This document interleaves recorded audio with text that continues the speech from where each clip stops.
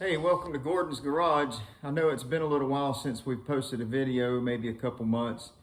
We're in the middle of that Peterbilt build over there at Never Satisfieds, and we are going to continue that, but we've had other things take priority lately. So I've got this GMC Terrain sitting behind me. It needs a transmission, and we're going to replace that in the next episode. What most of you don't know is that we are a Christian ministry. We go by the name of Christ Can, that stands for Christian Ministry Relief and Assistance Network. And this is this GMC here, it actually belongs to a missionary, and his transmission went out, and as a ministry, we're going to replace that transmission, and that's what this episode will be about. So I hope you enjoy. Here is the transmission sitting in this plastic box. I just tripped over my Chevette. But this transmission, I picked it up from our local Chevrolet dealership, and it's a factory GM rebuild, so it'll have a nice warranty on it and everything. But this is the GMC Terrain here. It really runs good. It's a really nice car. Air condition works. The inside is clean. It don't smell. It's never been smoked in or anything like that. So it's definitely worth putting a transmission in. And it is I'm trying to remember the exact year. It's a 2013. I don't know if you can see that or not. 2013 GMC Terrain. So we're going to get started on this. Naturally, the first thing we'll do is unplug the negative battery cable. And this transmission, the whole engine, transmission, and front chassis will actually have to drop out from under this vehicle. So we'll raise the vehicle up off of the drivetrain. And while we have all of that out, we're going to go ahead and do a new timing chain on the front of the engine as well. Maybe a new water pump, while all that is more easily accessible. I think this car, I'd have to look, but maybe I can. We haven't unhooked the battery yet. It's got 145,000 miles on it. Okay.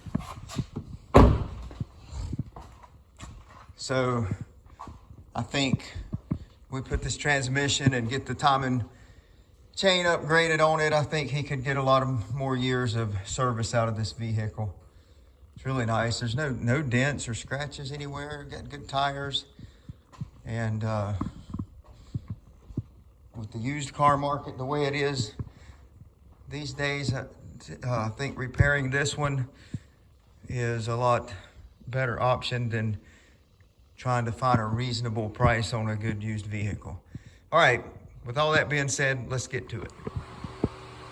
Yes, this car will prove to be a challenge probably. I mean, even to unplug the battery, you have to take the computer off the top of it. So, I mean, that's not too bad. It's just a 10 millimeter bolt there and it'll pop right off. But all kind of things that we'll have to deal with. I'm going to try to leave the air compressor hanging in the car so we don't have to take any Freon out of it. That shouldn't be too awfully bad. The air compressor lines pretty much run on top, and I can see the air compressor down on the bottom. It should unbolt and hang out of the way so we can lift it up with the vehicle, hopefully. And what I've decided to do is just go ahead and lift the whole battery out of the vehicle, and I'll go ahead and get the battery box out as well. You can see down in there get this battery box out, and that'll give me a little more room to get my shifter cables and stuff like that off the top of the transmission. All right, I've got that battery box assembly out. And what that did is just opened up a little more room to get my transmission lines loose and shifter cable over there. And I think I'll wait to take those lines loose just so I don't have fluid dripping everywhere while I take everything else loose. So next we'll take this fuse box cover off. Just a couple squeezy tabs here, one here and one back in that corner, but essentially that will lift off, and we'll get this lug here loose. It's a positive cable feeding something, I don't know what yet, but this is the main lug that feeds the starter. So we'll get that loose. And I think that's all we'll have to take loose from the fuse block. Okay, now that we're into it, I've had to change my mind on a couple things. The fuse box has one wire here, comes in here, that doesn't unplug. It goes up in here to all the different fuses and things. And that in itself keeps me from just laying this harness over on the engine and dropping it. Then it has the main harness in the back there, if you can see it, goes into the firewall back in there. Get you a picture on that. But that goes inside the cab, which I'm sure that in itself wouldn't be that hard to unplug and pull through. But then it has another harness feeding off of it that goes up to the wiper motor and then comes around the firewall to different things. So it looks like it's going to just be quicker, instead of laying that over on the engine, just to unplug all the different ends from the engine, like EGR and the power steering and the fuel injectors back here. Then all that'll just stay with the vehicle as the engine drops out. So that's what I'm doing now. I'm gonna work on getting the wiring harness unplugged first, and then we will get the suspension loose and the steering loose from the vehicle, and then drop it out.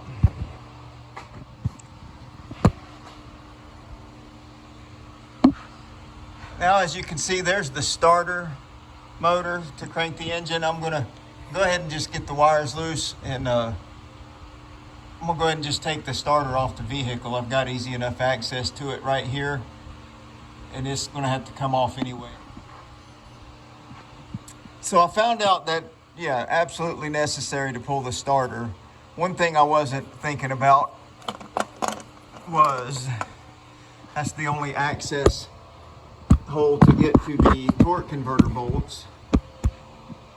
There you can see. And then there's actually 3 wires that I have to unplug behind that starter. You got your knock sensor, your oil pressure switch, and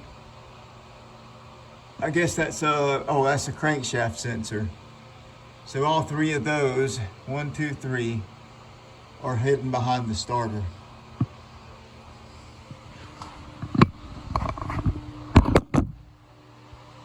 As you can see, I've got all the wiring harness loose, some of it looped over the grill. I've got my air compressor. Well, you can't see that. Where's my light? There she is.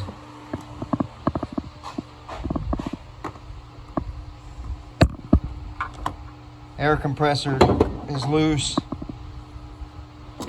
So it'll sit right there as we drop the engine right past it. We won't have to take any. All right, we're back out here on the GMC Terrain, and it's been over a week since I've worked on it. It's had so many other things going on, just can't get time to do anything anymore.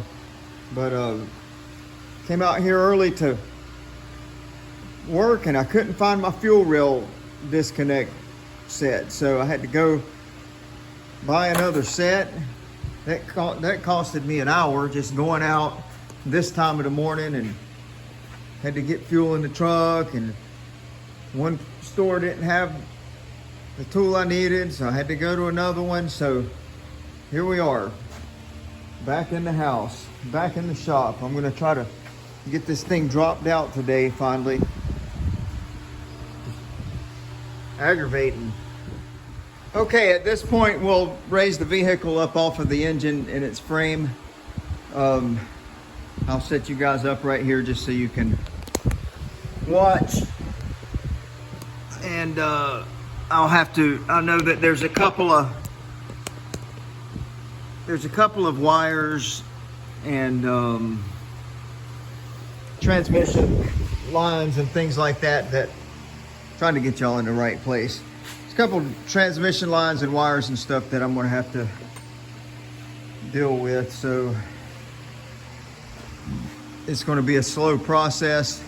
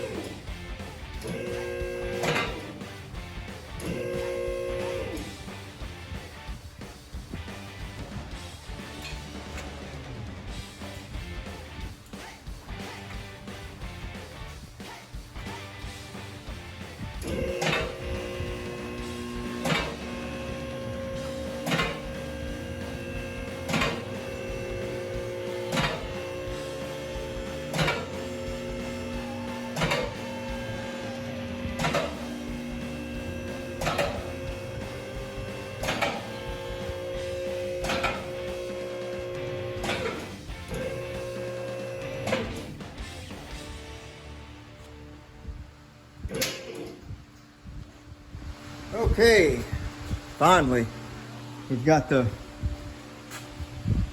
body up, sitting on the locks of the lift, and that's where it's going to stay while we venture further into this mess.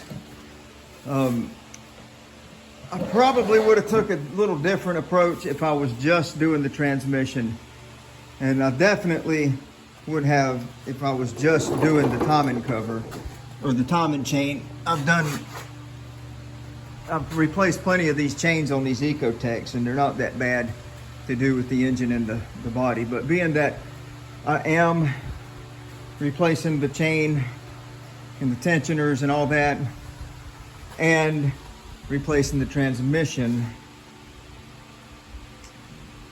I decided to go this route and just drop the whole engine out of the out from underneath. And it's really not that bad. I just get frustrated and like to let you know that I'm frustrated, so forgive me for that. But all in all, probably no more than 3 hours dropping that unit. All right, so after a few days off on this again, I'm having very limited time to work on it. Basically, what we're going to do is just pull the engine transmission off of the subframe, get it up on the engine hoist where I can actually work on it, and then get the tranny separated from the engine. Right now I've got the struts and the axles loose, pulling them out of the transmission so I can lift the motor and the transmission unit up out of there. So what I actually found while I was taking the converter off is that the exhaust manifold there is actually cracked right there in front of the, or behind the O2 sensor. So we'll go ahead and take care of that while we got it out. There's no reason not to. We'll just pull that manifold off the back of the engine and I'll get a new one ordered. Because what that'll do is that'll give that O2 sensor a faulty reading, give it a lean condition, and cause the check engine light to come on.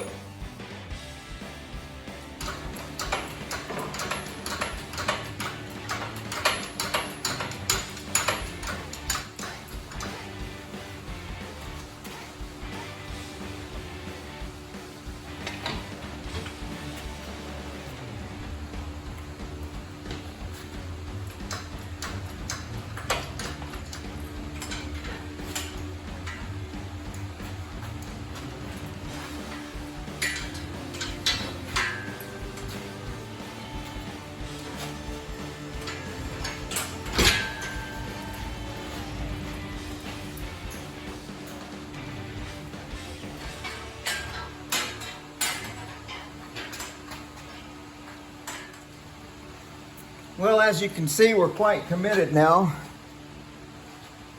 So I may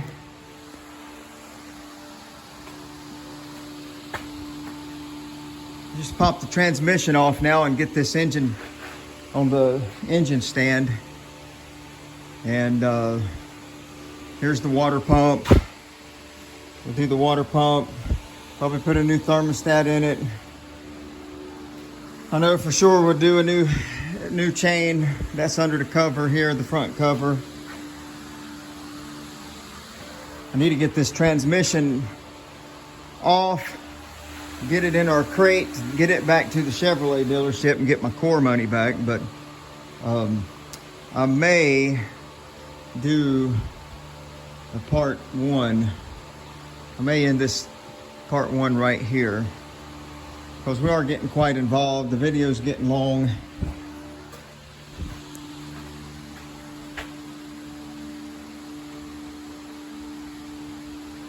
We may do a part two, putting it back together.